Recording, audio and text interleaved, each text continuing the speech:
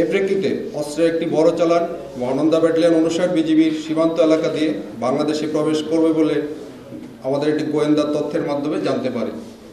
সেই লক্ষ্যে গত 1 মাস যাবৎ অত্র ব্যাটালিয়নের দায়িত্বপূর্ণ 75 কিলোমিটার সীমান্ত এলাকায় নিজস্ব গোয়েন্দা টহল তৎপরতা সহ কঠোর নজরদারি বৃদ্ধি করা হয়েছে। তৎপ্রেক্ষিতে মহানন্দা ব্যাটালিয়ন 59 বিজিবির দিক নির্দেশনায় গত 27 নভেম্বর আনুমানিক রাত 9টায় এই ব্যাটালিয়নের অধীনস্থ চকপাড়া বিউপির একটি চৌকস টহল দল সীমান্ত পিলার 183 4S হতে আনুমানিক 50 গজ বাংলাদেশের অভ্যন্তরে নতুন এবং ফিরে আসা গ্রাহকদের জন্য নগদে চলছে ক্যাশব্যাক সহ প্রতিদিন হাজারো উপহার জেতার সুযোগ। হবে আশা আর ফেরা সারপ্রাইজ সেরা। চাঁপাইনবাবগঞ্জ জেলার শিবগঞ্জ থানাধীন শাহবাজপুর ইউনিয়নের নলডুবি ব্রিজ এলাকায় পাগলা নদীর তীরে বিশেষ অভিযান পরিচালনা করে। উক্ত অভিযানে টহল দল মালিকবিহীন 3টি বিদেশি 1 শুটার গান 6 রাউন্ড অ্যামুনিশন উদ্ধার করে।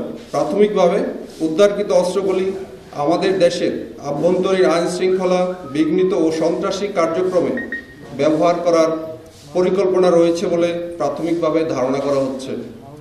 উদ্ধারকৃত অস্ত্রগুলি সাধারণ ডায়েরিকরত চাঁপাইনবাবগঞ্জ শিবগঞ্জ থানায় হস্তান্তর কার্যক্রম প্রক্রিয়াধীন রয়েছে। উল্লেখ্য, মহানন্দা ব্যাটালিয়ন 59 বিজিবি গত 3 বছরে সীমান্তবর্তী দায়িত্বপূর্ণ এলাকায় অভিযান পরিচালনা করে 15 জন আসামি সহ 30টি দেশি বিদেশি পিস্তল, 392 রাউন্ড অ্যামুনিশন এবং 41টি ম্যাগাজিন আটক করতে সক্ষম হয়েছে।